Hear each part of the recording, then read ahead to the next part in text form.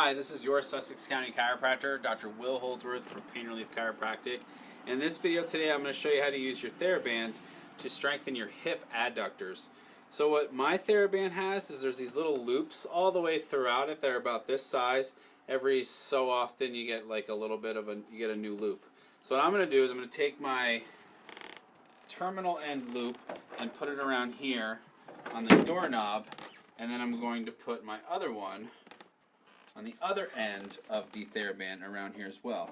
Make sure that it's fastened securely here, kind of like behind the doorknob itself. And I'm going to take the other end, which is just, the middle part of the Theraband, and put my leg in here like this.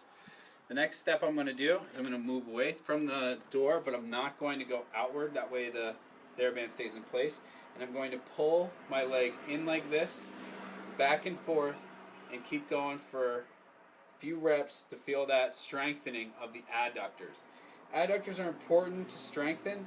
You also want to make sure that you're stretching these as well. They are a common cause for hip and knee pain, so make sure you do that before you get into this exercise. You can also foam roll the adductors, which feels really good as well.